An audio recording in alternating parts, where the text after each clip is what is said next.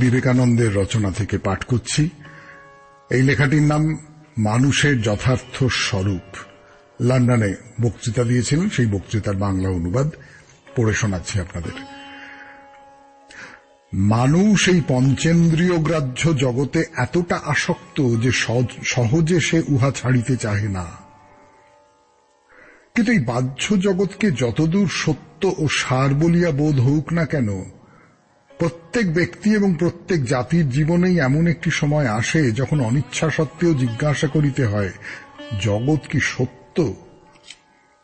যে ব্যক্তি তাহার পঞ্চেন্দ্রিয়ের সাক্ষ্যে অবিশ্বাস করিবার বিন্দুমাত্র সময় পায় না, যাহার জীবনের প্রতি মুহূর্তেই কোন না কোন রূপ বিষয় ভোগে নিযুক্ত, মৃত্যু তাহারও নিকট আসিয়া উপস্থিত হয় এবং তাহাকেও বাধ্য হইয়া জিজ্ঞাসা করিতে হয়, জগৎ কি সত্য? এই প্রশ্নেই ধর্মের আরম্ভ এবং ইহার উত্তরেই ধর্মের পরিসমাপ্তি। এমনকি প্রণালীবদ্ধ ইতিহাসেরও পূর্বে, সুদূর অতীতকালে, সভ্যতার অস্ফুট উষাকালেও, সেই রহস্যময় পৌরাণিক যুগেও আমরা দেখিতে পাই এই একই প্রশ্ন জিজ্ঞাসিত হইয়াছে, জগৎ কি সত্য? কবিত্বময় কঠোপনিষদের প্রারম্ভে আমরা এই প্রশ্ন দেখিতে পাই। কেহ বলেন, মানুষ মরিয়া গেলে তাহার আর অস্তিত্ব থাকে না। আবার কেহ বলেন, না, তখন তাহার অস্তিত্ব থাকে। ইহার মধ্যে কোনটি সত্য? এ প্রশ্নের অনেক প্রকার উত্তর প্রদত্ত হইয়াছে। যাবতীয় দর্শন ও ধর্ম প্রকৃতপক্ষে এই প্রশ্নেরই বিভিন্ন প্রকার উত্তরে পরিপূর্ণ। এর পরে কি? প্রকৃত সত্য কি?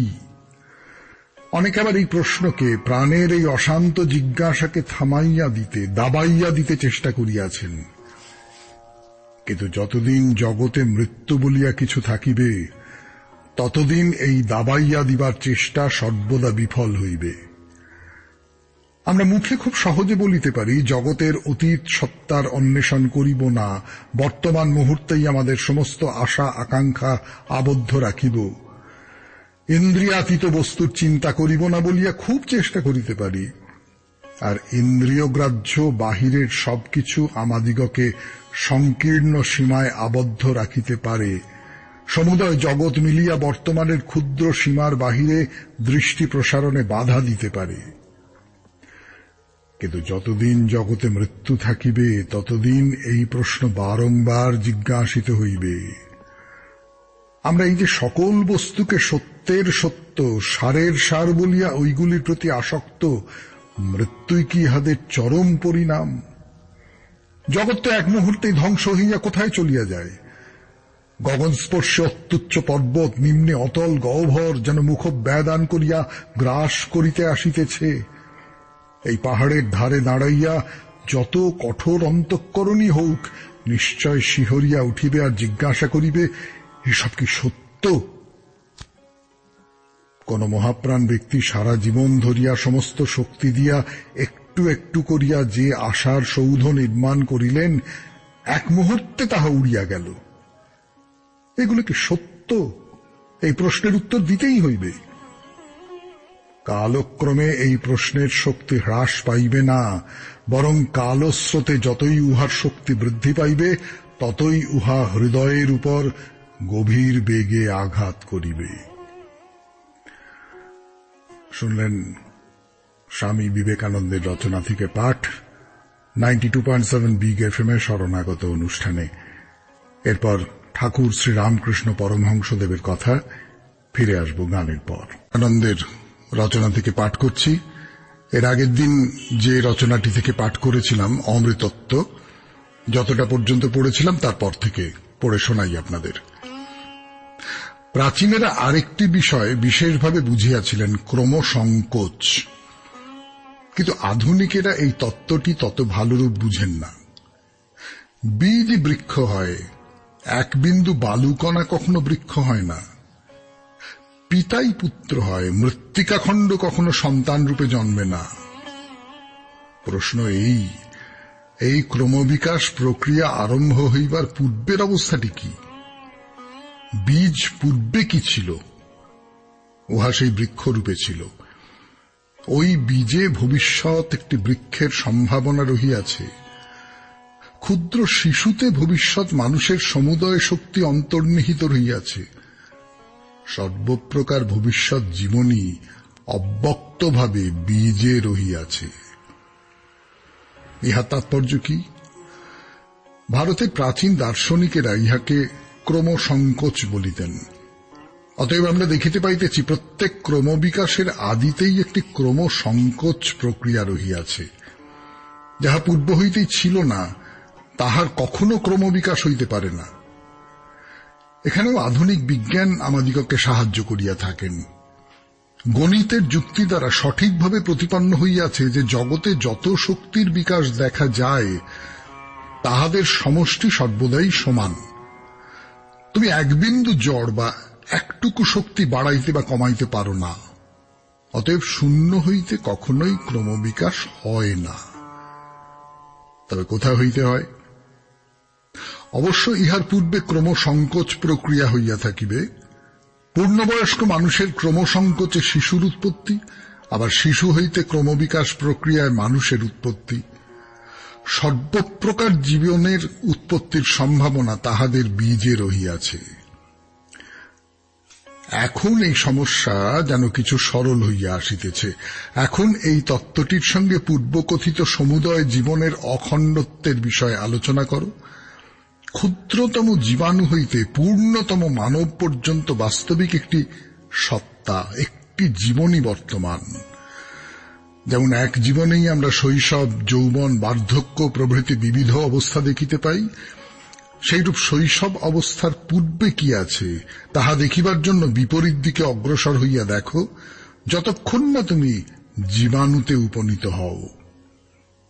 এইরূপে ওই জীবাণু হইতে পূর্ণতম মানুষ পর্যন্ত যেন একটি জীবন সূত্র বিদ্যমান।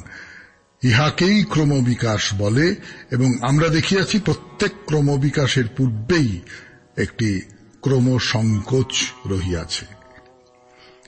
শুনলেন স্বামী বিবেকানন্দের রচনা থেকে পাঠ 92.7 বিগ এফএম-এ শরণাগত অনুষ্ঠানে।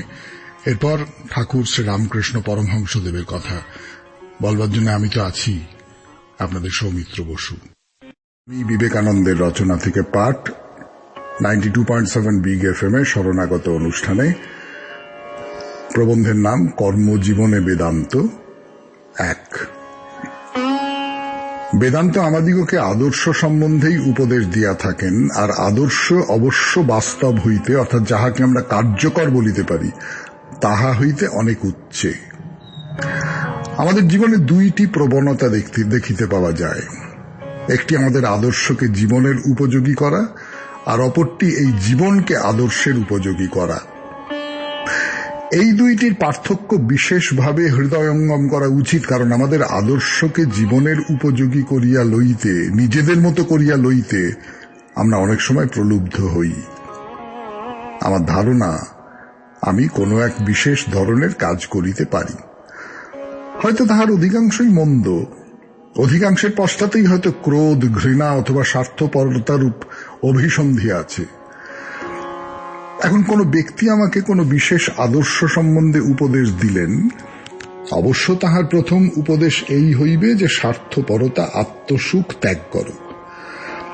আমি ভাবিলাম ইহা কার্যে পরিণত করা অসম্ভব, কিন্তু যদি কেহ এমন এক আদর্শ বিষয়ে উপদেশ দেন যাহা আমার সমুদয় স্বার্থপরতার, সমুদয় অসাধু ভাবের সমর্থন করে, আমি অমনি বলিয়া উঠি, ইহাই আমার আদর্শ। আমি সেই আদর্শ অনুসরণ করিতে ব্যস্ত হইয়া পড়ি। যেমন শাস্ত্রীয় অশাস্ত্রীয় কথা লইয়া লোকে গোলযোগ করিয়া থাকে। আমি যাহা বুঝি তাহাই শাস্ত্রীয়, আর তোমার মত অশাস্ত্রীয়। কার্যকর প্র্যাকটিক্যাল কথাটি লইয়াও এইরূপ গোলযোগ হইয়াছে। আমি যাহাকে কাজে লাগাইবার মতো বলিয়া বোধ করি, জগতে তাহাই একমাত্র কার্যকর। যদি আমি দোকানদার হই, আমি মনে করি দোকানদারই একমাত্র কার্যকর ধর্ম। আমি যদি চোর হই, আমি মনে করি চুরি করিবার উত্তম কৌশলই সর্বোত্তম কার্যকর ধর্ম। তোমরা দেখিতেছ, আমরা কেমন এই কার্যকর শব্দটি কেবল আমরাই বর্তমান অবস্থায় যাহা করিতে পারি সেই বিষয়েই প্রয়োগ করিয়া থাকি। এই হেতু আমি তোমাদিগকে বুঝিতে বলি যে যদিও বেদান্ত চূড়ান্তভাবে কার্যকর বটে, কিন্তু সাধারণ অর্থে নহে। উহা আদর্শ হিসাবে কার্যকর। ইহার আদর্শ যতই উচ্চ হোক না কেন, উহা কোনো অসম্ভব আদর্শ আমাদের সম্মুখে স্থাপন করে না, অথচ এই আদর্শই আদর্শ নামের উপযুক্ত। এক কথায় ইহার উপদেশ তত্ত্বমসি, তুমি সেই ব্রহ্ম, ইহাই সমুদয় উপদেশের শেষ পরিণতি। শুনলেন স্বামী বিবেকানন্দের কর্মজীবনে বেদান্ত 1 এই প্রবন্ধ থেকে পাঠ। এবারে আমরা গান শুনবো, গানের পর চলে যাব শ্রী ঠাকুর রামকৃষ্ণ পরমহংসদেবের কথায়। 92.7 BFM এ শুনছেন শরণাগত। 92.7 BFM এ শুনছেন শরণাগত। আমি তোমাদিগকে আরেকখানি উপনিষদ হইতে পাঠ করিয়া শুনাইব। ইহা অতি সরল অথচ অতিশয় কবিত্বপূর্ণ। ইহার নাম কঠোপনিষদ। তোমাদের অনেকে বোধ হয় স্যার এডউইন আর্নল্ড কৃত ইহার অনুবাদ পাঠ করিয়াছ। আমরা পূর্বে দেখিয়াছি জগতের আদি কোথায়, সৃষ্টি কিভাবে হইল, এই প্রশ্নের উত্তর বহির্জগৎ হইতে পাওয়া যায় নাই। সুতরাং এই প্রশ্নের উত্তর পাইবার জন্য সন্ধান চেষ্টা অন্তর্জগতে প্রবেশ করিল। কঠোপনিষদে এই মানুষের স্বরূপ সম্বন্ধে অনুসন্ধান আরম্ভ হইয়াছে। পূর্বে প্রশ্ন হইতেছিল, কে এই বাহ্য জগৎ সৃষ্টি করিল, ইহার উৎপত্তি কি করিয়া হইল, ইত্যাদি। কিন্তু এখন এই প্রশ্ন আসিল, মানুষের ভিতর এমন কি বস্তু আছে যাহা তাহাকে জীবিত রাখিয়াছে, যাহা তাহাকে চালাইতেছে, এবং মৃত্যুর পরই বা মানুষের কি হয়। পূর্বে লোকে এই জড় জগৎ লইয়া ক্রমশ ইহার অন্তর্দেশে যাইতে চেষ্টা করিয়াছিল এবং তাহাতে পাইয়াছিল বড়জোর জগতের একজন শাসনকর্তা, একজন ব্যক্তি, একজন মনুষ্য মাত্র। হইতে পারে মানুষের গুণরাশি অনন্ত পরিমাণে বর্ধিত করিয়া তাহাতে আরোপিত হইয়াছে, কিন্তু কার্যত তিনি একটি মনুষ্য মাত্র। এই মীমাংসা কখনোই পূর্ণ সত্য হইতে পারে না, খুব জোর আংশিক সত্য বলিতে পারো। আমরা মনুষ্য দৃষ্টিতে এই জগৎ দেখিতেছি, আর আমাদের ঈশ্বর ইহারই মানবীয় ব্যাখ্যা মাত্র। মনে করো একটি গরু যেন দার্শনিক ও ধর্মজ্ঞ হইল, সে জগৎকে তাহার গরুর দৃষ্টিতে দেখিবে, সে এই সমস্যার মীমাংসা গরুর ভাবেই করিবে। সে যে আমাদের ঈশ্বরকেই দেখিবে তা নাও হইতে পারে। বিড়ালেরা যদি দার্শনিক হয়, তাহারা বিড়াল জগৎ দেখিবে, তাহারা সিদ্ধান্ত করিবে এক বিরাট বিড়াল এই জগৎ শাসন করিতেছে। অতএব আমরা দেখিতেছি জগৎ সম্বন্ধে মানবীয় ধারণা সবটুকু ব্যাখ্যা করিতে পারে না, জগৎ সমস্যার সমাধান করা তো দূরের কথা। জগৎ সম্বন্ধে মানুষ যে দারুণ স্বার্থপর মীমাংসা করে, তাহা গ্রহণ করিলে প্রচণ্ড ভ্রমে পড়িতে হইবে। বাহ্য জগৎ হইতে জগৎ সম্বন্ধে যে মীমাংসা পাওয়া যায়, তাহার দোষ এই যে আমরা যে জগৎ দেখি তাহা আমাদের নিজেদের জগৎ মাত্র। সত্য সম্বন্ধে আমাদের যতটুকু দৃষ্টি ততটুকু মাত্র। প্রকৃত সত্য, সেই পরমার্থ বস্তু কখনো ইন্দ্রিয়গ্রাহ্য হইতে পারে না, কিন্তু আমরা জগৎকে ততটুকুই জানি যতটুকু পঞ্চেন্দ্রিয় দ্বারা অনুভূত হয়। শুনলেন স্বামী বিবেকানন্দের রচনা থেকে পাঠ। খুবই যুক্তিসঙ্গত কথা। আমরা তো নিজেদের চোখেই এই পৃথিবীটাকে দেখছি, নিজেদের মতন করেই এই পৃথিবীটাকে ব্যাখ্যা করছি। কাজেই এই সত্যটা তো আমাদের পক্ষপাত আছে এই সত্যের মধ্যে, তাই না? এরপর আমরা চলে যাব ঠাকুর শ্রী রামকৃষ্ণ পরমহংসদেবের কথায়। তার সঙ্গে রাখালের সম্পর্ক, তার সঙ্গে নারায়ণ বলে একটি ছেলের সম্পর্ক। গানের পর শুনছেন 92.7 BFM এ শরণাগত, জীবনের সহজ পাঠ। অমৃতত্ব, স্বামী বিবেকানন্দের লেখা একটি প্রবন্ধ। অমৃতত্ব তার থেকে পড়ে শোনাচ্ছি আপনাদের 92.7 বিগ এফএম এ শরণাগত অনুষ্ঠানে। বিনাশের অর্থ কি? এই একটি গ্লাস রহিয়াছে, আমি উহা ভূমিতে ফেলিয়া দিলাম, উহা চূর্ণ বিচূর্ণ হইয়া গেল। প্রশ্ন এই, গ্লাসটির কি হইল? উহা সূক্ষ্ম রূপে পরিণত হইল মাত্র। তবে বিনাশের কি অর্থ হইল? স্থূলের সূক্ষ্মভাবে পরিণতি। উহার উপাদান পরমাণুগুলি একত্র হইয়া গ্লাস নামক কার্যে পরিণত হইয়াছিল, উহারা আবার উহাদের কারণে চলিয়া যায়, আর ইহারই নাম নাশ, কারণে লয়।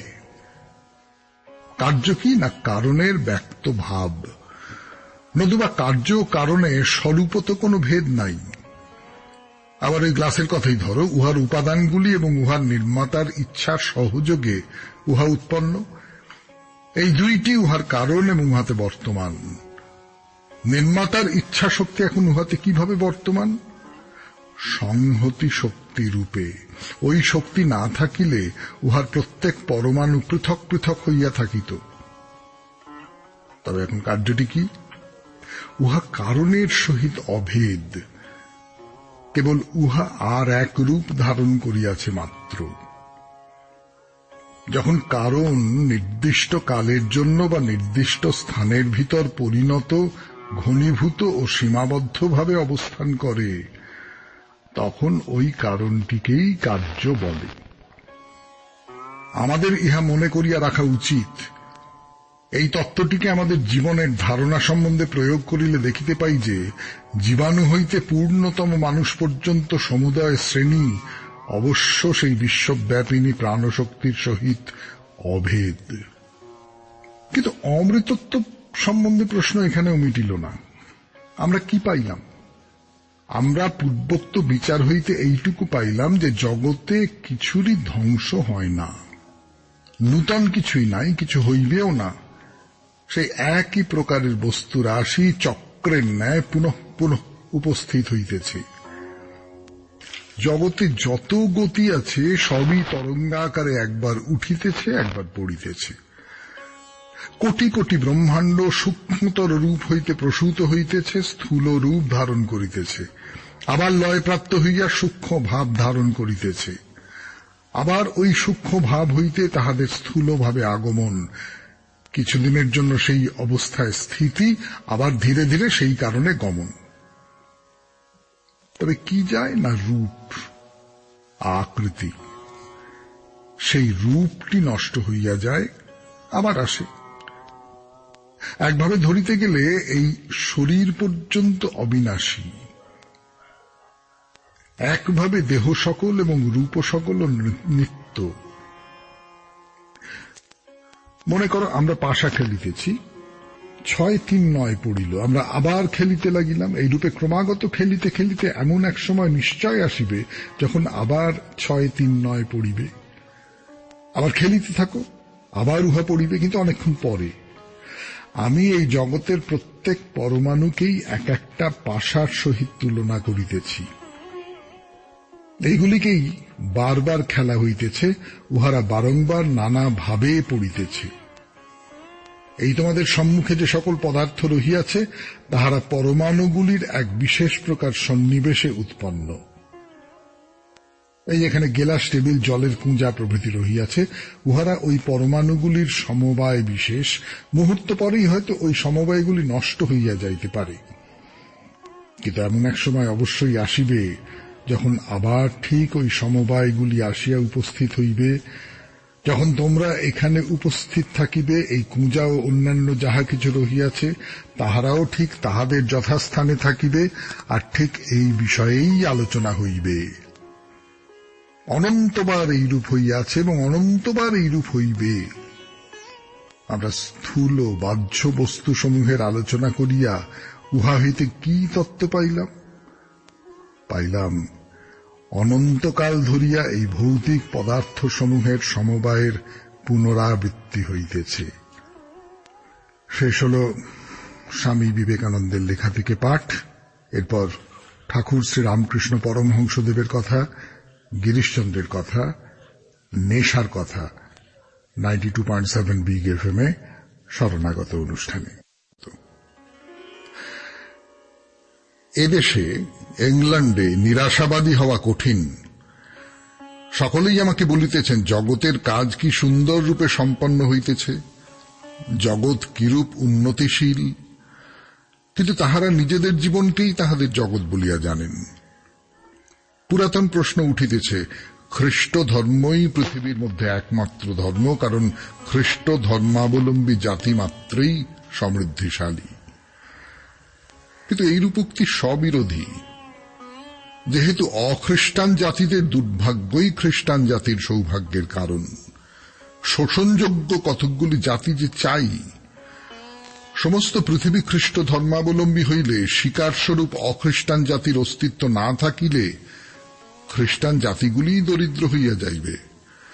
সুতরাং এ যুক্তি নিজেকেই খণ্ডন করিয়াছে। উদ্ভিজ্জ পশ্চাদির খাদ্য, মনুষ্য পশ্চাদির ভোক্তা এবং সর্বাপেক্ষা গর্হিত ব্যাপার, মনুষ্য পরস্পরের দুর্বল বলবানের ভক্ষ হইয়া রহিয়াছে। এইরূপ সর্বত্রই বিদ্যমান। ইহাই মায়া। এ রহস্যে তুমি কি মীমাংসা করো? আমরা প্রত্যহই অভিনব যুক্তি শুনিয়া থাকি। কেহ বলিতেছেন, চরমে কেবল মঙ্গলই থাকিবে। স্বীকার করিয়া লইলাম এইরূপ সম্ভব, কিন্তু এইরূপ পৈশাচিক উপায়ে মঙ্গল উৎপন্ন হইবার কারণ কি? পৈশাচিক রীতি ব্যতীত শুধু মঙ্গলের মধ্য দিয়া কি মঙ্গল সাধিত হয় না? মানব জাতির ভবিষ্যৎ বংশধর সুখী হইবে, কিন্তু এখন কেন এই ভয়ানক দুঃখ যন্ত্রণা? ইহার মীমাংসা নাই। ইহাই মায়া। এরূপ শোনা যায় দোষাংশের ক্রমপরিহার ও ক্রমবিকাশবাদের একটি বিশেষত্ব। সংসার হইতে ক্রমাগত এইরূপ দোষভাগ হইলে অবশেষে কেবল মঙ্গলই থাকিবে। ইহা শুনিতে অতি সুন্দর। এ সংসারে যাহাদের প্রাচুর্য আছে, যাহাদের প্রত্যহ কঠোর যন্ত্রণা সহ্য করিতে হয় না, যাহাদিগকে তথাকথিত ক্রমবিকাশের চক্রে নিষ্পেষিত হইতে হয় না, এরূপ সিদ্ধান্ত তাহাদের দাম্ভিকতা বাড়াইতে পারে। সত্য ইহা তাহাদের পক্ষে অতিশয় হিতকর ও শান্তিপ্রদ। সাধারণ লোকেরা যন্ত্রণা ভোগ করুক, তাহাদের ক্ষতি কি? সাধারণ লোক মারা যায়, সেজন্য তাহাদের কি? বেশ কথা, কিন্তু এই যুক্তি আগাগোড়া ভ্রমপূর্ণ। প্রথমত তাহারা বিনা প্রমাণে স্বীকার করিয়া লয় যে জগতে অভিব্যক্ত মঙ্গল ও অমঙ্গলের পরিমাণ নির্দিষ্ট আছে।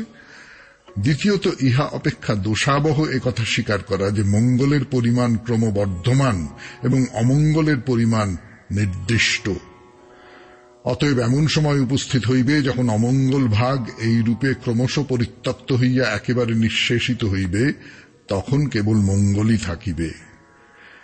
এরূপ বলা অতি সহজ, কিন্তু অমঙ্গল যে ক্রমশ কমিতেছে ইহা কি প্রমাণ করা যায়? অমঙ্গল কি ক্রমশই বাড়িতেছে না? স্বামী বিবেকানন্দের রচনার এই যে শেষ অংশটি, সেটা কি আমাদেরও মনের কথা হয়ে উঠছে না? অমঙ্গল কি ক্রমশই বাড়ছে না? 92.7 বিগ এফএম এ শরণাগত অনুষ্ঠানে শুনলেন স্বামী বিবেকানন্দের কথা। এইবার গিরিশচন্দ্রের কথা, ঠাকুর শ্রীরামকৃষ্ণ পরমহংসদেবের কথা। অপরোক্ষানুভূতি 92.7 বিগ এফএম এ শরণাগত অনুষ্ঠানে স্বামী বিবেকানন্দের রচনা থেকে পাঠ করছি। রচনাটির নাম অপরোক্ষানুভূতি। খানিকটা পাঠ করেছিলাম, আজকে খানিকটা করব, হয়তো খানিকটা বাদও দেব। সে বাদ দেবার কারণটা তখন বলবো। শুরু করি তাহলে পড়া। এই মানুষের ভিতর যে মানুষ রহিয়াছেন, তিনি সেই কেন্দ্র। ক্রমাগত অন্তরের অন্তরে যাইয়া মহাপুরুষেরা দেখিতে পাইলেন জীবাত্মার গভীরতম প্রদেশেই সমুদয় ব্রহ্মাণ্ডের কেন্দ্র। যত প্রকার অস্তিত্ব আছে সবই আসিয়া সেই এক কেন্দ্রে মিলিত হইতেছে। এখানেই বাস্তবিক সবকিছুর একটি সাধারণ, এখানে দাঁড়াইয়া আমরা একটি সার্বভৌম সিদ্ধান্তে উপনীত হইতে পারি। অতএব কে জগৎ সৃষ্টি করিয়াছেন এই প্রশ্নটি বড় দার্শনিক যুক্তিসিদ্ধ নহে, এবং উহার মীমাংসাও বিশেষ কিছু কাজের নহে। এরপরে ওই নচিকেতার গল্প বলেছেন স্বামী বিবেকানন্দ। সে গল্প তো আমরা সকলে জানি, কাজী আর আলাদা করে বলছি না। তারপরে বলছেন, আমরা পূর্বেই দেখিয়াছি বেদের সংহিতা ভাগে আমরা কেবল স্বর্গের কথা পাই, যেখানে সকলের জ্যোতির্ময় শরীর, সেখানে তাহারা পিতৃপুরুষ দিগের সহিত বাস করেন। ক্রমশ অন্যান্য ভাব আসিল, কিন্তু এ সকলে কিছুতেই মানুষ সম্পূর্ণ তৃপ্ত হইল না। এই স্বর্গ অপেক্ষা আরো উচ্চতর কিছুর আবশ্যক। স্বর্গে বাস এই জগতে বাস হইতে বড় কিছু ভিন্ন রকমের নহে। বড়জোর একজন সুস্থকায় ধনীর জীবন যেরূপ, ইহা সেই রূপই। সম্ভোগের জিনিস অপর্যাপ্ত, আর নিরোগ সুস্থ বলিষ্ঠ শরীর, উহা তো এই জড় জগতই হইল, না হয় আরেকটু উঁচু স্তরের। আর আমরা পূর্বেই যখন দেখিয়াছি এই জড় জগৎ পূর্বোক্ত সমস্যার কোন মীমাংসা করিতে পারে না, তখন এই স্বর্গ হইতেই বা উহা কি মীমাংসা হইবে? অতএব যতই স্বর্গের উপর স্বর্গ কল্পনা করো না কেন, কিছুতেই সমস্যার প্রকৃত মীমাংসা হইতে পারে না। যদি এই জগৎ ওই সমস্যার কোন মীমাংসা করিতে না পারিল, তবে এইরূপ কতকগুলি জগৎ কেমন করিয়া উহার মীমাংসা করিবে? কারণ আমাদের মনে রাখা উচিত, স্থূল ও প্রপঞ্চ প্রাকৃতিক সমুদয় ব্যাপারের অতি সামান্য অংশ মাত্র। আমাদের জীবনের প্রত্যেকটা মুহূর্তে দেখো না কেন, ইহাতে কতটা আমাদের চিন্তার ব্যাপার আর কতটাই বা বাহিরের ঘটনা। কতটা তুমি কেবল অনুভব করো আর কতটাই বা বাস্তবিক দর্শন ও স্পর্শ করো। এই জীবন প্রবাহ কি প্রবল বেগেই চলিতেছে, ইহার কার্যক্ষেত্র কি বিস্তৃত, কিন্তু ইহাতে মানসিক ঘটনাবলীর তুলনায় ইন্দ্রিয় গ্রাহ্য ব্যাপারসমূহ কতটুকু। স্বর্গবাদের ভ্রম এই যে উহা বলে আমাদের জীবন ও জীবনের ঘটনাবলী কেবল রূপ রস গন্ধ স্পর্শ শব্দের মধ্যেই আবদ্ধ। কিন্তু এই স্বর্গে যেখানে জ্যোতির্ময় দেহ পাইবার কথা, অধিকাংশ লোকের তৃপ্তি হইল না। তথাপি এখানে নচিকেতা স্বর্গপ্রাপক যজ্ঞ সম্বন্ধীয় জ্ঞান দ্বিতীয় বরের দ্বারা প্রার্থনা করিতেছে। বেদের প্রাচীন ভাগে আছে, দেবতারা যজ্ঞ দ্বারা সন্তুষ্ট হইয়া মানুষকে স্বর্গে লইয়া যান। সকল ধর্ম আলোচনা করিলে নিঃসংশয় এই সিদ্ধান্ত পাওয়া যায় যে যাহা কিছু প্রাচীন তাহাই কালে পবিত্রতা মণ্ডিত হইয়া থাকে। আমাদের পিতৃপুরুষেরা ভূর্য ত্বকে লিখিতেন, অবশেষে তাহারা কাগজ প্রস্তুত করিবার প্রণালী শিখিলেন, কিন্তু আজও ভূর্য ত্বক পবিত্র বলিয়া বিবেচিত হয়। প্রায় ৯-১০ সহস্র বর্ষ পূর্বে আমাদের পূর্বপুরুষেরা যে কাষ্ঠে কাষ্ঠে ঘর্ষণ করিয়া অগ্নি উৎপাদন করিতেন, সেই প্রণালী আজও বর্তমান। যজ্ঞের সময় অন্য কোন প্রণালীতে অগ্নি উৎপাদন করিলে চলিবে না। এশিয়াবাসী আর্যগণের আর এক শাখা সম্বন্ধেও সেইরূপ। এখন তাহাদের বর্তমান বংশধরগণ বৈদ্যুতাগ্নি রক্ষা করিতে ভালোবাসে। ইহার দ্বারা প্রমাণিত হইতেছে ইহারা পূর্বে এইভাবে অগ্নি উৎপন্ন করিত। ক্রমে ইহারা দুইখানি কাঠ ঘষিয়া অগ্নি উৎপাদন করিতে শিখিল। পরে যখন অগ্নি উৎপাদন করিবার অন্যান্য উপায় শিখিল, তখনও প্রথমোক্ত উপায়গুলি তাহারা ত্যাগ করিল না, সেগুলি পবিত্র আচার হইয়া দাঁড়াইল। পড়লাম স্বামী বিবেকানন্দের রচনা থেকে 92.7 বিগ এফএম এ শরণাগত অনুষ্ঠানে। এইবার ঠাকুর শ্রীরামকৃষ্ণের কথা। ফিরে আসছি গানের পর। লেখা এই প্রবন্ধ থেকে পড়ে শোনাচ্ছি আপনাদের। গতদিন শুনিয়েছিলাম, আজকে তারপর থেকে। আপনাদিগকে পূর্বে বলিয়াছি, বেদ যাহাদের হৃদয়ে নিঃসৃত, তাহাদের চিন্তা শক্তির মূল তত্ত্বের অনুধাবন ও আবিষ্কারেই অভিনিবিষ্ট ছিল। তাহারা যেন এই সকল তত্ত্বের বিস্তারিত অনুশীলন করিবার অবসর পান নাই এবং সেজন্য অপেক্ষাও করেন নাই। তাহারা বস্তুর গভীরতম প্রদেশে উপনীত হইতেই ব্যগ্র ছিলেন। এই জগতের অতীত কিছু যেন তাহাদিগকে আকর্ষণ করিতেছিল, তাহারা যেন আর অপেক্ষা করিতে পারিতেছিলেন না। বস্তুত উপনিষদের মধ্যে ইতস্তত বিক্ষিপ্ত আধুনিক বিজ্ঞানে আলোচিত বিশেষ সিদ্ধান্তগুলি অনেক সময় ভ্রমাত্মক হইলেও উহাদের মূল তত্ত্বগুলির সহিত বিজ্ঞানের মূল তত্ত্বের কোন প্রভেদ নাই। একটি দৃষ্টান্ত দেখানো যাইতেছে। আধুনিক বিজ্ঞানের ইথার বা আকাশ বিষয়ক অভিনব তত্ত্ব উপনিষদের মধ্যে রহিয়াছে। এই আকাশ তত্ত্ব আধুনিক বৈজ্ঞানিকের ইথার অপেক্ষা সমধিক পরিপুষ্টভাবে বিদ্যমান, কিন্তু ইহা মূল তত্ত্বেই পর্যবসিত ছিল। তাহারা এই আকাশ তত্ত্বের কার্য ব্যাখ্যা করিতে গিয়া অনেক ভ্রমে পতিত হইয়াছিলেন। জগতের যাবতীয় শক্তি যাহার বিভিন্ন বিকাশ মাত্র, সেই সর্বব্যাপী প্রাণতত্ত্ব বেদে উহার ব্রাহ্মণাংশেই পাওয়া যায়। সংহিতার একটি দীর্ঘ মন্ত্রে সকল জীবনী শক্তির অভিব্যক্তি প্রাণের প্রশংসা আছে। এই প্রসঙ্গে আপনাদের মধ্যে কাহারো কাহারো হয়তো জানিয়া আনন্দ হইতে পারে যে আধুনিক ইউরোপীয় বৈজ্ঞানিকগণের মতানুযায়ী এই পৃথিবীতে যেভাবে জীব সৃষ্টি হইল তাহা বৈদিক দর্শনেও পাওয়া যায়। আপনারা সকলেই নিশ্চয় জানেন যে জীব অন্য গ্রহাদি হইতে পৃথিবীতে আসিয়াছে, এইরূপ একটি মত প্রচলিত আছে। জীব চন্দ্রলোক হইতে পৃথিবীতে আসে, কোন কোন বৈদিক দার্শনিকের ইহাই স্থির বিশ্বাস। শুনলেন স্বামী বিবেকানন্দের রচনা থেকে পাঠ, রচনার নাম মায়া। এইবার ঠাকুর শ্রীরামকৃষ্ণ পরমহংসদেবের কথা। ফিরে আসছি গানের পর 92.7 বিগ এফএম এ শরণাগত অনুষ্ঠানে। আমি আপনাদের সৌমিত্র বসু।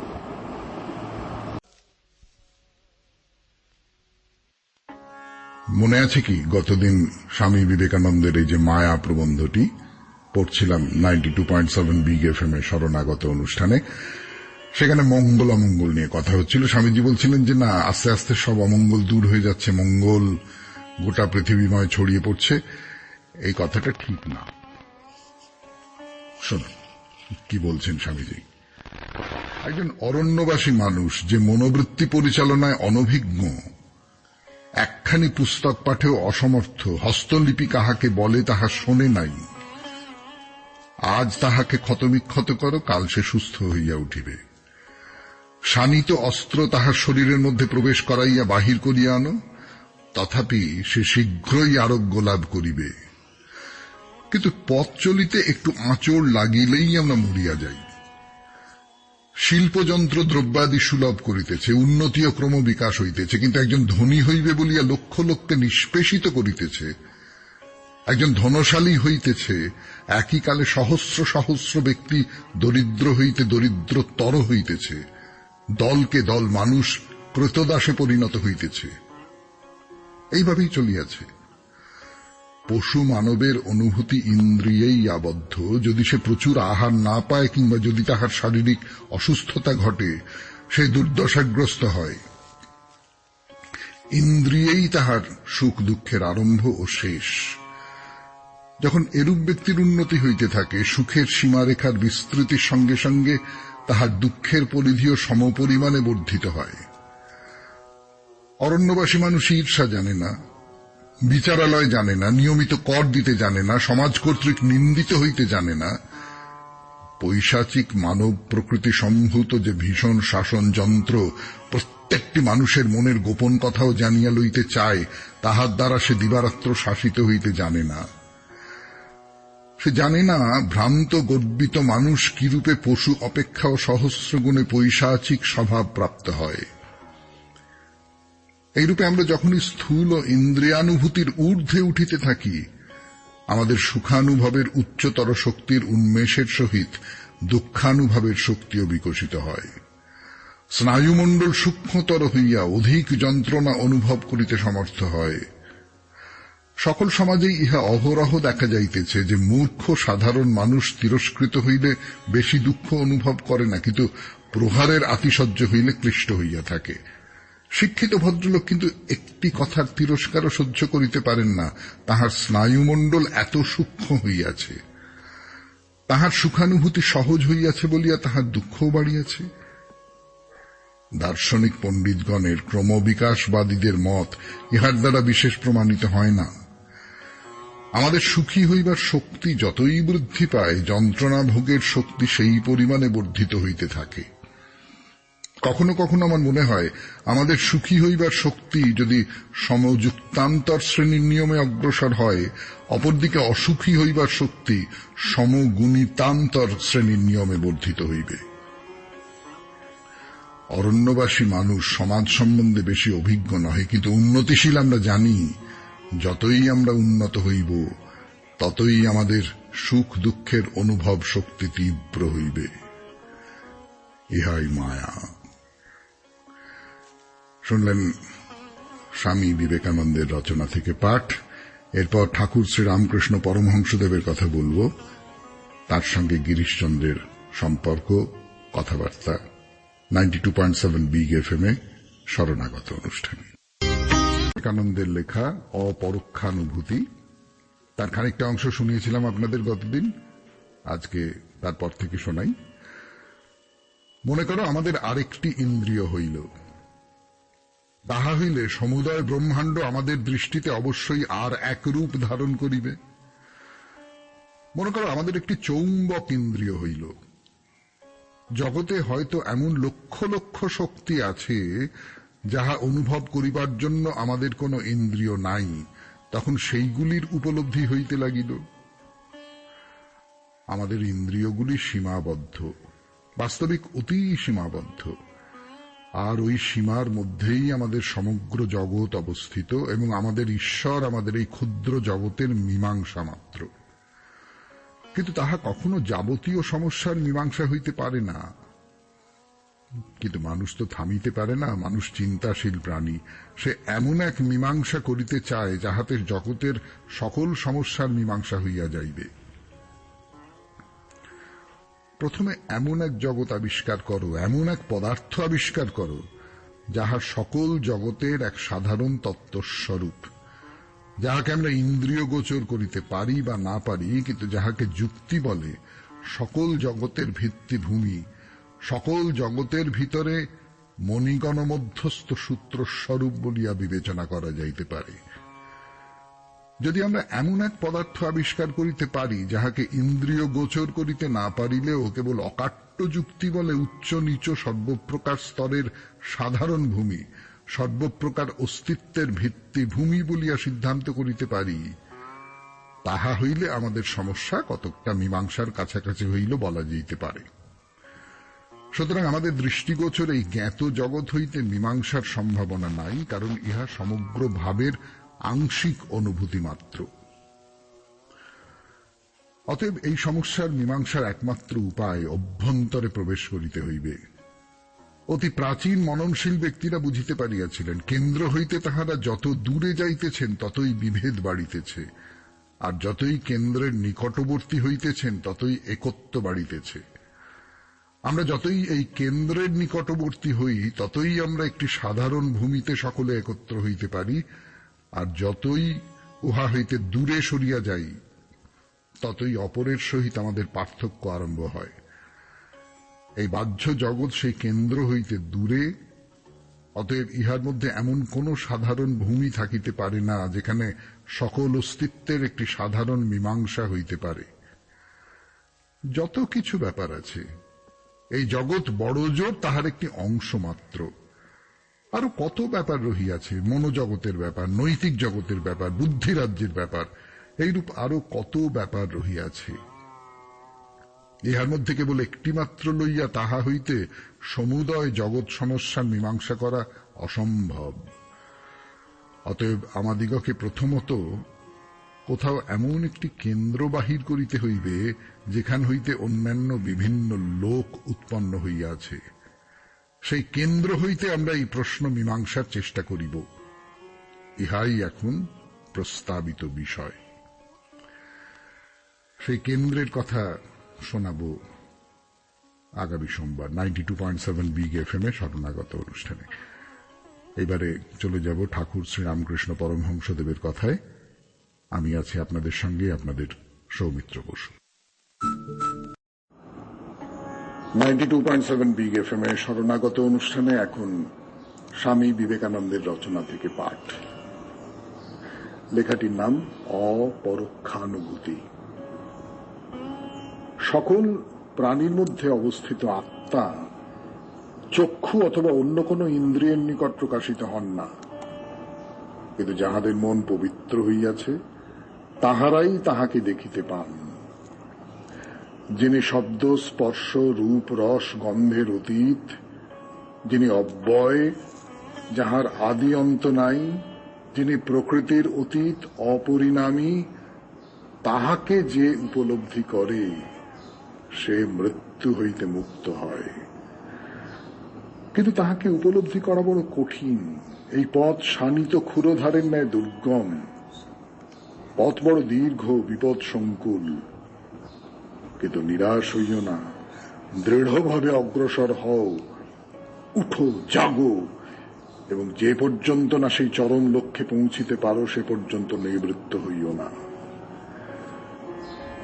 এখন দেখিতেছি সমগ্র উপনিষদের ভিতর প্রধান কথা এই অপরোক্ষানুভূতি। এই বিষয়ে সময় সময় মনে নানা প্রশ্ন উঠিবে, বিশেষত আধুনিক ব্যক্তিগণের মনে ইহার উপকারিতা সম্বন্ধে প্রশ্ন জাগিবে, আরো নানা সন্দেহ উঠিবে। কিন্তু সকল ক্ষেত্রে দেখিব আমরা আমাদের পূর্ব সংস্কারের দ্বারা চালিত হইতেছি। আমাদের মনে এই পূর্ব সংস্কারের প্রভাব খুব বেশি। যাহারা বাল্যকাল হইতে কেবল সগুণ ঈশ্বরের এবং মনের ব্যক্তিত্বের কথা শুনিতেছে, তাহাদের পক্ষে পূর্বোক্ত কথাগুলি অবশ্য কর্কশ লাগিবে। কিন্তু যদি আমরা ওইগুলি শ্রবণ করি আর যদি দীর্ঘকাল ধরিয়া চিন্তা করি, তবে সেগুলি আমাদের প্রাণে গাঁথিয়া যাইবে, আমরা আর ভয় পাইব না। প্রধান প্রশ্ন অবশ্য দর্শনের উপকারিতা, কার্যকারিতা সম্বন্ধে। উহার কেবল একই উত্তর দেওয়া যাইতে পারে। যদি প্রয়োজনবাদীদের মতে সুখের অন্বেষণ করা মানুষের কর্তব্য হয়, তবে আধ্যাত্মিক চিন্তায় যাহাদের সুখ, তাহারা কেন না আধ্যাত্মিক চিন্তায় সুখ অন্বেষণ করিবে? অনেকে বিষয় ভোগে সুখী হয় বলিয়া বিষয় সুখের অন্বেষণ করে, কিন্তু আবার এমন অনেক লোক থাকিতে পারে যাহারা উচ্চতর ভোগের অন্বেষণ করে। শেষ হল স্বামী বিবেকানন্দের রচনা থেকে পাঠ, এরপর ঠাকুর শ্রী রামকৃষ্ণ পরমহংসদেবের জীবনের কথা বলবার জন্য ফিরে আসছে আপনাদের সৌমিত্র বসু 92.7 বিগ FM এ শরণাগত অনুষ্ঠানে। বিবেকানন্দের রচনা থেকে পাঠ করছি। এই লেখাটির নাম মানুষের যথার্থ স্বরূপ। লন্ডনে বক্তৃতা দিয়েছিলেন, সেই বক্তৃতার বাংলা অনুবাদ পড়ে শোনাচ্ছি আপনাদের। মানুষ এই পঞ্চেন্দ্রিয় গ্রাহ্য জগতে এতটা আসক্ত যে সহজে সে উহা ছাড়িতে চাহে না। কিন্তু এই বাহ্য জগৎকে যতদূর সত্য ও সার বলিয়া বোধ হোক না কেন, প্রত্যেক ব্যক্তি এবং প্রত্যেক জাতির জীবনেই এমন একটি সময় আসে যখন অনিচ্ছা সত্ত্বেও জিজ্ঞাসা করিতে হয়, জগৎ কি সত্য? যে ব্যক্তি তাহার পঞ্চেন্দ্রিয়ের সাক্ষ্যে অবিশ্বাস করিবার বিন্দুমাত্র সময় পায় না, যাহার জীবনের প্রতি মুহূর্তেই কোন না কোন রূপ বিষয় ভোগে নিযুক্ত, মৃত্যু তাহারও নিকট আসিয়া উপস্থিত হয় এবং তাহাকেও বাধ্য হইয়া জিজ্ঞাসা করিতে হয়, জগৎ কি সত্য? এই প্রশ্নেই ধর্মের আরম্ভ এবং ইহার উত্তরেই ধর্মের পরিসমাপ্তি।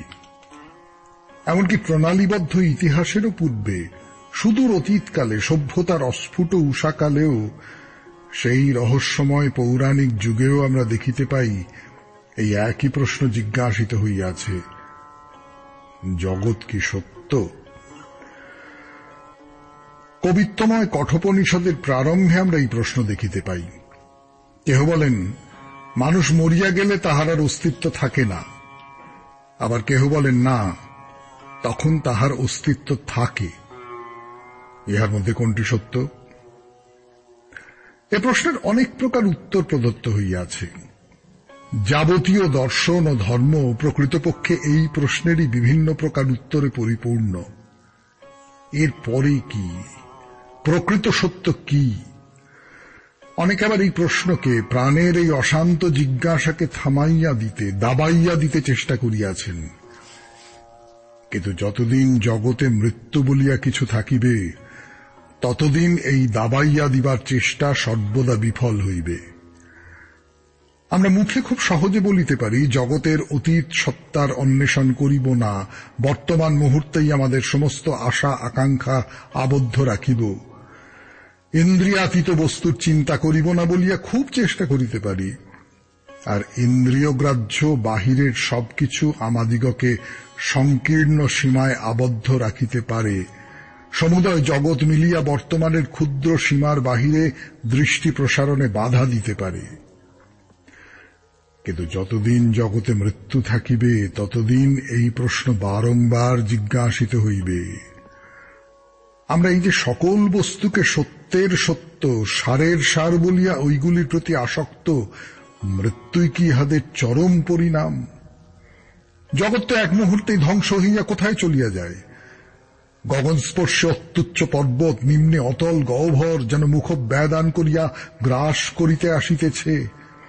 এই পাহাড়ের ধারে দাঁড়াইয়া যত কঠোর অন্তঃকরণই হোক, নিশ্চয় শিহরিয়া উঠিবে আর জিজ্ঞাসা করিবে, এসব কি সত্য? কোন মহাপ্রাণ ব্যক্তি সারা জীবন ধরিয়া সমস্ত শক্তি দিয়া একটু একটু করিয়া যে আশার সৌধ নির্মাণ করিলেন, এক মুহূর্তে তাহা উড়িয়া গেল। এগুলো কি সত্য? এই প্রশ্নের উত্তর দিতেই হইবে। কালক্রমে এই প্রশ্নের শক্তি হ্রাস পাইবে না, বরং কালস্রোতে যতই উহার শক্তি বৃদ্ধি পাইবে ততই উহা হৃদয়ের উপর গভীর বেগে আঘাত করিবে। শুনলেন স্বামী বিবেকানন্দের রচনা থেকে পাঠ 92.7 বিগ এফএম এর শরণাগত অনুষ্ঠানে। এরপর ঠাকুর শ্রী রামকৃষ্ণ পরমহংসদেবের কথা। ফিরে আসব গানের পর। আনন্দের রচনা থেকে পাঠ করছি।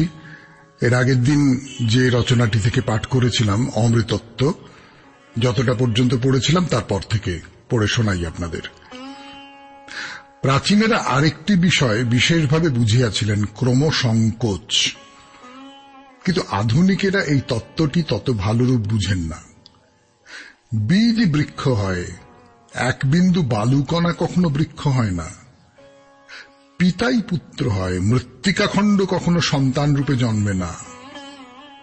প্রশ্ন এই ক্রমবিকাশ প্রক্রিয়া আরম্ভ হইবার পূর্বের অবস্থাটি কি? বীজ পূর্বে কি ছিল? উহা সেই বৃক্ষরূপে ছিল। ওই বীজে ভবিষ্যৎ একটি বৃক্ষের সম্ভাবনা রহিয়াছে। ক্ষুদ্র শিশুতে ভবিষ্যৎ মানুষের সমুদয় শক্তি অন্তর্নিহিত রহিয়াছে।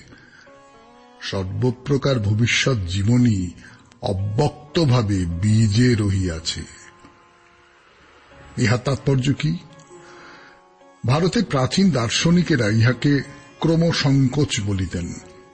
অতএব আমরা দেখিতে পাইতেছি প্রত্যেক ক্রমবিকাশের আদিতেই একটি ক্রমসংকোচ প্রক্রিয়া রহিয়াছে।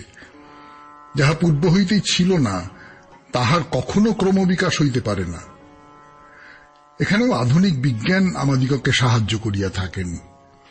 গণিতের যুক্তি দ্বারা সঠিকভাবে প্রতিপন্ন হইয়াছে যে জগতে যত শক্তির বিকাশ দেখা যায় তাহাদের সমষ্টি সর্বদাই সমান। তুমি এক বিন্দু জড় বা একটুকু শক্তি বাড়াইতে বা কমাইতে পারো না। অতএব শূন্য হইতে কখনোই ক্রমবিকাশ হয় না। তবে কোথা হইতে হয়? অবশ্য ইহার পূর্বে ক্রমসংকোচ প্রক্রিয়া হইয়া থাকিবে। পূর্ণবয়স্ক মানুষের ক্রমসংকোচে শিশুর উৎপত্তি, আবার শিশু হইতে ক্রমবিকাশ প্রক্রিয়ায় মানুষের উৎপত্তি। সর্বপ্রকার জীবনের উৎপত্তির সম্ভাবনা তাহাদের বীজে রহিয়াছে। এখন এই সমস্যা যেন কিছু সরল হইয়া আসিতেছে। এখন এই তত্ত্বটির সঙ্গে পূর্বকথিত সমুদয় জীবনের অখণ্ডত্বের বিষয়ে আলোচনা করো। ক্ষুদ্রতম জীবাণু হইতে পূর্ণতম মানব পর্যন্ত বাস্তবিক একটি সত্তা, একটি জীবনই বর্তমান। যেমন এক জীবনেই আমরা শৈশব, যৌবন, বার্ধক্য প্রভৃতি বিবিধ অবস্থা দেখিতে পাই, সেইরূপ শৈশব অবস্থার পূর্বে কি আছে তাহা দেখিবার জন্য বিপরীত দিকে অগ্রসর হইয়া দেখো, যতক্ষণ না তুমি জীবাণুতে উপনীত হও। এইরূপে ওই জীবাণু হইতে পূর্ণতম মানুষ পর্যন্ত যেন একটি জীবন সূত্র বিদ্যমান। ইহাকেই ক্রমবিকাশ বলে, এবং আমরা দেখিয়াছি প্রত্যেক ক্রমবিকাশের পূর্বেই একটি ক্রমসংকোচ রহিয়াছে। শুনলেন স্বামী বিবেকানন্দের রচনা থেকে পাঠ 92.7 বিগ এফএম এ শরণাগত অনুষ্ঠানে। এরপর ঠাকুর শ্রী রামকৃষ্ণ পরমহংসদেবের কথা বলবার জন্য আমি তো আছি, আপনাদের সৌমিত্র বসু। বিবেকানন্দের রচনা থেকে পাঠ 92.7 বিগ এফএম এ শরণাগত অনুষ্ঠানে। প্রবন্ধের নাম কর্মজীবনে বেদান্ত 1।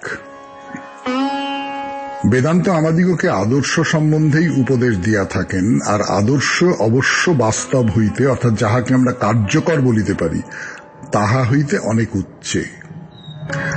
আমাদের জীবনে দুইটি প্রবণতা দেখিতে পাওয়া যায়। একটি আমাদের আদর্শকে জীবনের উপযোগী করা, আর অপরটি এই জীবনকে আদর্শের উপযোগী করা। এই দুইটির পার্থক্য বিশেষভাবে হৃদয়ঙ্গম করা উচিত, কারণ আমাদের আদর্শকে জীবনের উপযোগী করিয়া লইতে, নিজেদের মতো করিয়া লইতে আমরা অনেক সময় প্রলুব্ধ হই। আমার ধারণা, আমি কোনো এক বিশেষ ধরনের কাজ করিতে পারি, হয়তো তাহার অধিকাংশই মন্দ, অধিকাংশের পশ্চাতেই হয়তো ক্রোধ, ঘৃণা অথবা স্বার্থপরতারূপ অভিসন্ধি আছে। এখন কোন ব্যক্তি আমাকে কোনো বিশেষ আদর্শ সম্বন্ধে উপদেশ দিলেন, অবশ্য তাহার প্রথম উপদেশ এই হইবে যে স্বার্থপরতা, আত্মসুখ ত্যাগ করো। আমি ভাবিলাম ইহা কার্যে পরিণত করা অসম্ভব, কিন্তু যদি কেহ এমন এক আদর্শ বিষয়ে উপদেশ দেন যাহা আমার সমুদয় স্বার্থপরতার, সমুদয় অসাধু ভাবের সমর্থন করে, আমি অমনি বলিয়া উঠি, ইহাই আমার আদর্শ। আমি সেই আদর্শ অনুসরণ করিতে ব্যস্ত হইয়া পড়ি। যেমন শাস্ত্রীয় অশাস্ত্রীয় কথা লইয়া লোকে গোলযোগ করিয়া থাকে। আমি যাহা বুঝি তাহাই শাস্ত্রীয়, আর তোমার মত অশাস্ত্রীয়। কার্যকর প্র্যাকটিক্যাল কথাটি লইয়াও এইরূপ গোলযোগ হইয়াছে। আমি যাহাকে কাজে লাগাইবার মতো বলিয়া বোধ করি, জগতে তাহাই একমাত্র কার্যকর। যদি আমি দোকানদার হই, আমি মনে করি দোকানদারই একমাত্র কার্যকর ধর্ম।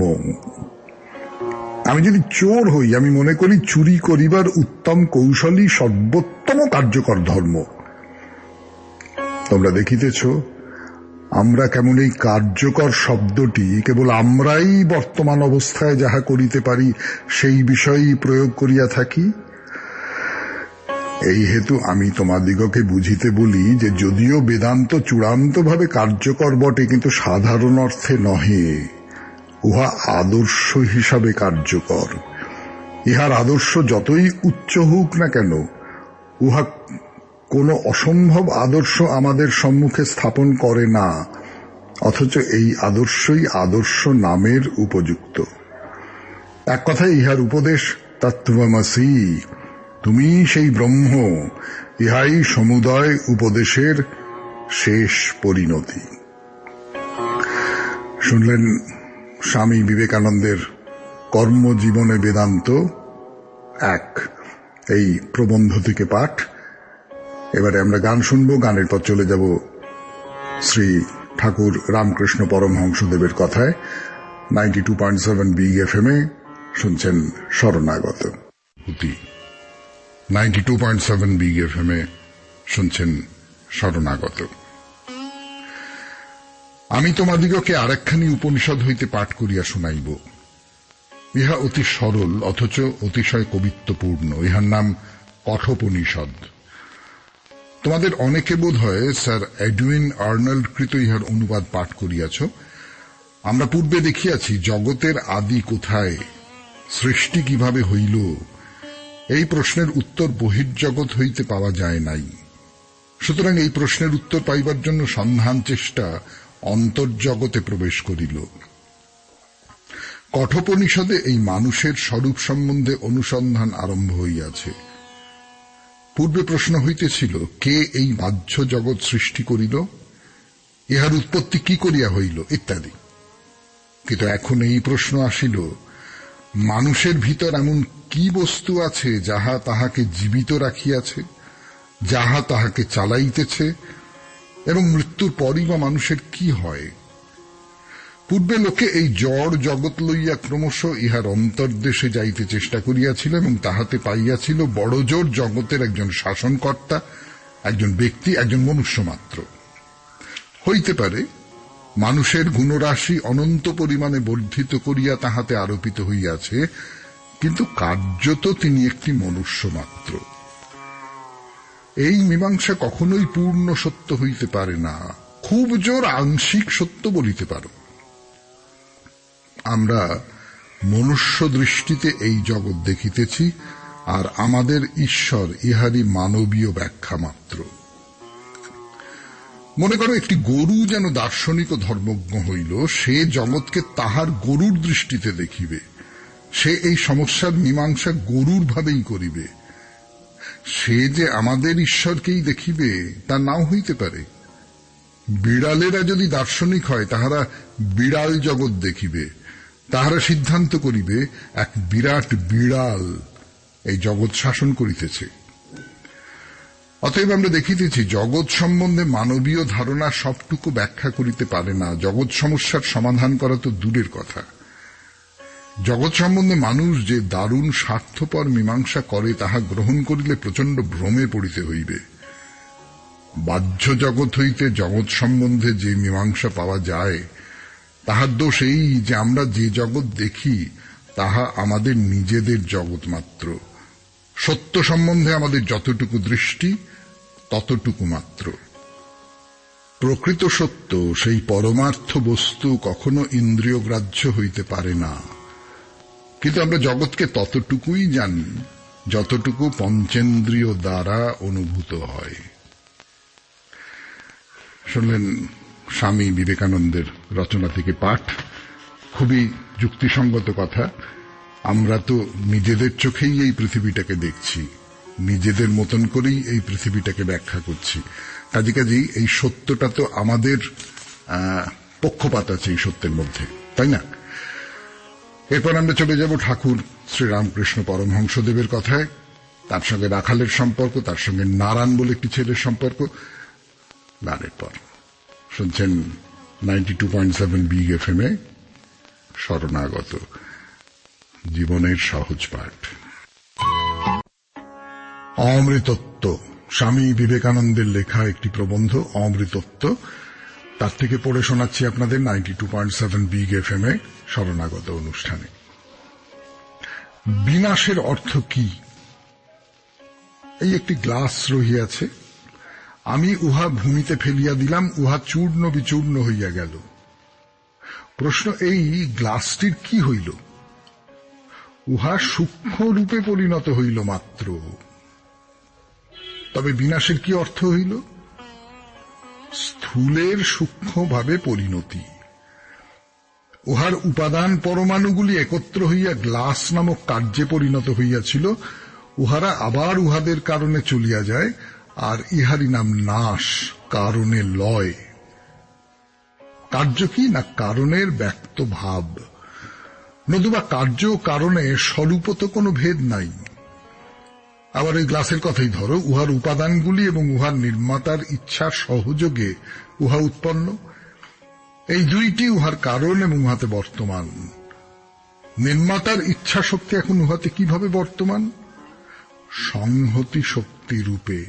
ওই শক্তি না থাকিলে উহার প্রত্যেক পরমাণু পৃথক পৃথক হইয়া থাকিত।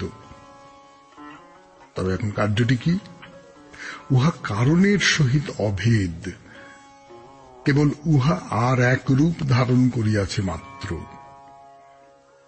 যখন কারণ নির্দিষ্ট কালের জন্য বা নির্দিষ্ট স্থানের ভিতর পরিণত, ঘনীভূত ও সীমাবদ্ধভাবে অবস্থান করে, তখন ওই কারণটিকেই কার্য বলে।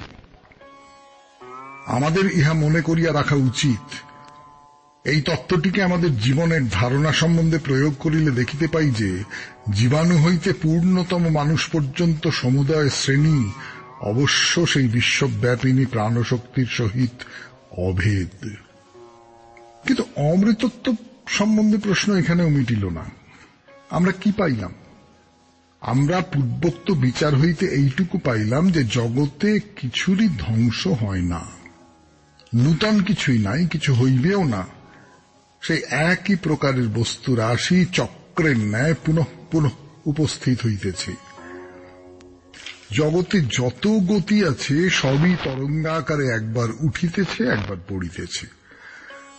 কোটি কোটি ব্রহ্মাণ্ড সূক্ষ্মতর রূপ হইতে প্রসূত হইতেছে, স্থূল রূপ ধারণ করিতেছে, আবার লয়প্রাপ্ত হইয়া সূক্ষ্ম ভাব ধারণ করিতেছে, আবার ওই সূক্ষ্ম ভাব হইতে তাহাদের স্থূল ভাবে আগমন, কিছুদিনের জন্য সেই অবস্থায় স্থিতি, আবার ধীরে ধীরে সেই কারণে গমন। তবে কি যায় না রূপ, আকৃতি, সেই রূপটি নষ্ট হইয়া যায়, আবার আসে। একভাবে ধরিতে গেলে এই শরীর পর্যন্ত অবিনাশী, একভাবে দেহ সকল এবং রূপ সকল নিত্য। মনে করো আমরা পাশা খেলিতেছি, 6-3-9 পড়িল, আমরা আবার খেলিতে লাগিলাম। এই রূপে ক্রমাগত খেলিতে খেলিতে এমন এক সময় নিশ্চয় আসিবে যখন আবার 6-3-9 পড়িবে। আবার খেলিতে থাকো, আবার উহা পড়িবে, কিন্তু অনেকক্ষণ পরে। আমি এই জগতের প্রত্যেক পরমাণুকেই এক একটা পাশার সহিত তুলনা করিতেছি। এইগুলিকেই বারবার খেলা হইতেছে, উহারা বারংবার নানা ভাবে পড়িতেছে। এই তোমাদের সম্মুখে যে সকল পদার্থ রহিয়াছে, তাহারা পরমাণুগুলির এক বিশেষ প্রকার সন্নিবেশে উৎপন্ন। এই এখানে গেলাস, টেবিল, জলের কুঁজা প্রভৃতি রহিয়াছে, উহারা ওই পরমাণুগুলির সমবায় বিশেষ। মুহূর্ত পরেই হয়তো ওই সমবায়গুলি নষ্ট হইয়া যাইতে পারে, কিন্তু এমন এক সময় অবশ্যই আসিবে যখন আবার ঠিক ওই সমবায়গুলি আসিয়া উপস্থিত হইবে। যখন তোমরা এখানে উপস্থিত থাকিবে, এই কুঁজা ও অন্যান্য যাহা কিছু রহিয়াছে তাহারাও ঠিক তাহাদের যথাস্থানে থাকিবে, আর ঠিক এই বিষয়েই আলোচনা হইবে। অনন্তবার এইরূপ হইয়াছে এবং অনন্তবার এইরূপ হইবে। আমরা স্থূল বাহ্য বস্তুসমূহের আলোচনা করিয়া উহা হইতে কি তত্ত্ব পাইলাম? পাইলাম অনন্তকাল ধরিয়া এই ভৌতিক পদার্থসমূহের সমবায়ের পুনরাবৃত্তি হইতেছে। শেষ হল স্বামী বিবেকানন্দের লেখা থেকে পাঠ। এরপর ঠাকুর শ্রী রামকৃষ্ণ পরমহংসদেবের কথা, গিরিশচন্দ্রের কথা, নেশার কথা 92.7 বিগ FM এ শরণাগত অনুষ্ঠানে। এদেশে ইংল্যান্ডে নিরাশাবাদী হওয়া কঠিন। সকলেই আমাকে বলিতেছেন জগতের কাজ কি সুন্দর রূপে সম্পন্ন হইতেছে, জগৎ কিরূপ উন্নতিশীল, কিন্তু তাহারা নিজেদের জীবনকেই তাহাদের জগৎ বলিয়া জানেন। পুরাতন প্রশ্ন উঠিতেছে, খ্রিস্ট ধর্মই পৃথিবীর মধ্যে একমাত্র ধর্ম, কারণ খ্রিস্ট ধর্মাবলম্বী জাতি মাত্রই সমৃদ্ধিশালী। কিন্তু এইরূপ উক্তি স্ববিরোধী। যেহেতু অখ্রিস্টান জাতিদের দুর্ভাগ্যই খ্রিস্টান জাতির সৌভাগ্যের কারণ। শোষণযোগ্য কতকগুলি জাতি যে চাই, সমস্ত পৃথিবী খ্রিস্ট ধর্মাবলম্বী হইলে শিকারস্বরূপ অখ্রিস্টান জাতির অস্তিত্ব না থাকিলে খ্রিস্টান জাতিগুলি দরিদ্র হইয়া যাইবে। সুতরাং এ যুক্তি নিজেকেই খণ্ডন করিয়াছে। উদ্ভিজ্জ পশ্চাদির খাদ্য, মনুষ্য পশ্চাদির ভোক্তা, এবং সর্বাপেক্ষা গর্হিত ব্যাপার মনুষ্য পরস্পরের দুর্বল বলবানের ভক্ষ হইয়া রহিয়াছে। এইরূপ সর্বত্রই বিদ্যমান। ইহাই মায়া। এ রহস্যে তুমি কি মীমাংসা করো? আমরা প্রত্যহই অভিনব যুক্তি শুনিয়া থাকি। কেহ বলিতেছেন চরমে কেবল মঙ্গলই থাকিবে। স্বীকার করিয়া লইলাম এইরূপ সম্ভব, কিন্তু এইরূপ পৈশাচিক উপায়ে মঙ্গল উৎপন্ন হইবার কারণ কি? পৈশাচিক রীতি ব্যতীত শুধু মঙ্গলের মধ্য দিয়া কি মঙ্গল সাধিত হয় না? মানব জাতির ভবিষ্যৎ বংশ